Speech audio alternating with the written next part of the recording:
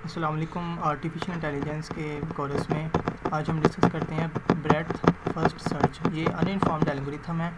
जैसे कि हमने डीएसए में पढ़ा था वैसे ही कंसेप्ट इसके अंदर है, सेम टू सेम। बस इसमें हमारे पास टाइम कॉम्प्लेक्सिटी और स्पेस कॉम्प्लेक्सिटी चेंज होती है। ब्रेड्थ फर्स्ट सर्च में हम क्या करते हैं, हम लेवल वाइज अपने जो नोड्स होते हैं उसको ट्रैवर्स करते हैं। इस तरह का मतलब कि हम पहले इस लेवल को चेक करेंगे, फिर इस लेवल को चेक करेंगे, फिर ऐसे फर्दर हम लेवल वाइज चलते रहेंगे। इसमें हम क्यू को यूज़ करते हैं जिसमें हमारा डाटा स्ट्रक्चर होता है फर्स्ट इन फर्स्ट आउट का। फिर इसमें हम क्या करते हैं कि पहले हम शैलो नोड्स को क्या करते हैं, एक्सप्लोर करते हैं, फिर हम डीपर जाते हैं। मतलब कि हम जो कम डीपिंग वाला जो लेवल होता है ना उसको हम चेक करते हैं। मतलब कि पहले ये वाला लेवल चेक किया, इसकी जो डेप्थ है वो कम है, फिर इससे आगे हम गए, फिर इसके लेवल ज़्यादा है, हम इसी तरह इसको लेके चलते हैं। इसकी टाइम कॉम्प्लेक्सिटी हमारे पास होती है बी की पावर डी। बी मतलब होता है हमारे पास ब्रांचिंग फैक्टर्स के हमारे एक पेरेंट के साथ कितने आगे नोड्स लगे हुए हैं या कितने जो सब चाइल्ड है वहाँ पर हमने देखना होता है। अब इसके साथ हमारे पास 2 हैं, ठीक है, 2 हमारे पास ब्रांचिंग फैक्टर्स है, तो इसकी जो ब्रांचिंग फैक्टर की वैल्यू होगी वो 2 होगी। अब और इसकी डेप्थ होती है, हमने इसकी मिसाल इसकी डेप्थ हमारे पास एक ये 0, एक ये 1 और एक ये 2, ठीक है। अगर हमने एंड तक अपने क्या कहते हैं गोल को फाइंड करना है या पूरे ट्री को हमने ट्रैवर्स करना है, तो इसमें हमारे पास जो डी की पावर होगी वो होगी 2। तो इस तरह हमारा जो फार्मूला का बनेगा वो बनेगा 2 की पावर 2, और जो हमारे पास सर्चिंग की वैल्यू आएगी वो होगी हमारे पास 4। इसी तरह स्पेस कॉम्प्लेक्सिटी हमारे पास के जितने ही ब्रांचिंग फैक्टर होंगे उसकी जो पावर होगी डेप्थ में वो हमारी स्पेस कॉम्प्लेक्सिटी हो जाएगी। नीचे हम एक एग्जांपल लेते हैं जिसमें हमें एक ट्री दिया गया है। तो ट्री में हमें नोड्स दिए गए हैं, तो हमने क्या करना है, इसको लेवल वाइज लेके चलना है। सबसे पहले हमने क्या किया, क्यू में हमने किसको डाला, ए को डाला क्यू में, और क्यू को हमने विज़िट कर लिया तो हमने इसको विजिटेड नोड्स की लिस्ट में डाल दिया।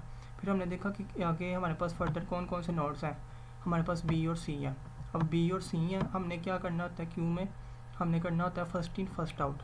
अब हमने हमारे पास जो सा था वो फर्स्ट कौन सा ऐड हुआ, बी को हम क्या करेंगे, विजिटेड लिस्ट में ऐड कर देंगे। और इसके जो नेक्स्ट नोड्स थे हमारे पास डी और ई, हम इसको क्या करेंगे, आगे क्यू में ऐड कर देंगे, ठीक है। फिर इसी तरह हमने सी को चेक करना है। सी को चेक किया, हमारे पास सी को हम डाल देंगे किस में, विजिटेड लिस्ट में। और हमारे पास सी से आगे जो कितने नोड्स हैं एफ, उसको हम सबसे एंड पे लिख देंगे। फिर हमारे पास आ जाएगा डी। फिर हमने डी को पहले ऐड किया तो हम डी को किस में डालेंगे, यहाँ पर विजिटेड लिस्ट में। और डी से आगे हमारे पास कितने नोड्स हैं, कोई भी नहीं है, तो हम इसको ऐसे ही छोड़ के सिर्फ इसको विजिटेड लिस्ट में डाल देंगे। फिर इसी तरह हम नेक्स्ट वाले को देखेंगे, ये हमारा खत्म हो जाएगा, तो फिर हम नेक्स्ट वाले को देखेंगे ई को। ई का भी हमारे साथ कोई भी नहीं है, तो हम सिर्फ ई को ऐसे ही उसमें लिस्ट में डाल देंगे, ठीक है। और ये भी हमारे पास यहाँ से ख़त्म हो जाएगा। अब इसको आप नेक्स्ट स्टेप में भी कर सकते हैं, जैसे मैंने यहाँ पर किया, इसको हमने ई में डाल दिया। अब ई नहीं था है तो हमने क्या किया, एफ़ चेक किया। अब एफ़ से आगे भी कोई भी नहीं था है तो हमने क्या किया, एफ़ को ऐसे ही विजिटेड लिस्ट में डाल दिया।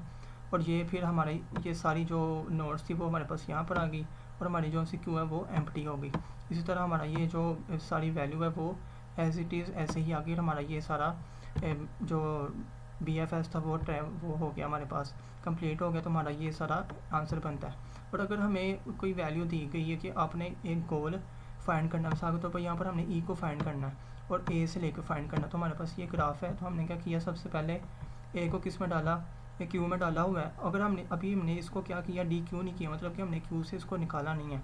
तो हम क्या करेंगे, पहले हमने बी में इसके जो नोड्स थे उसको ऐड किया, और हमने क्या किया, ऐड करते ही इसकी जो क्यू में हमारे पास क्या थी, ए की वैल्यू थी, हमने इसको डी क्यू कर दिया। ये इसी तरह ऐसे ही है कि हमने इसमें पहले ए डाला हुआ था, ठीक है। अब ए डालने के लिए ए को जब हमने ए के नोड से ऐड करने तो हम इसको ख़त्म करेंगे, यहाँ पर ए की वैल्यूज़ आ जाएंगी, कि यहाँ पर एक यहाँ पर, ठीक है। इसी तरह हमने क्या किया, बी को ऐड किया। अब बी को वैल्यूज़ को ऐड करने के लिए बी की वैल्यू हमारे पास डी और ई है, हमने डी और ई को आगे लिखा, और डी और ई को जैसे ही आगे लिखा हमने इसको क्या किया, डी क्यू कर दिया, मतलब कि क्यू से निकाल दिया। फिर इसी तरह हमने सी को चेक किया। सी को चेक करने के लिए हमारे पास वैल्यू थी एफ़, एफ़ हमारे पास क्यू में आ गई, और हमने क्यू को सी को क्या कर दिया, डी क्यू कर दिया।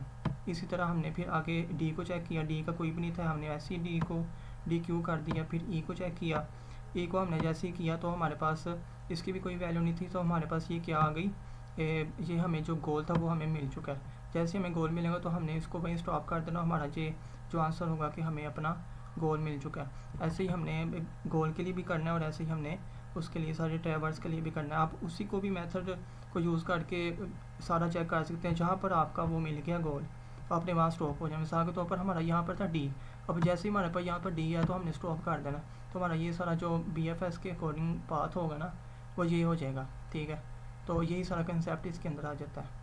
उम्मीद है आपको लेक्चर की समझ आई होगी।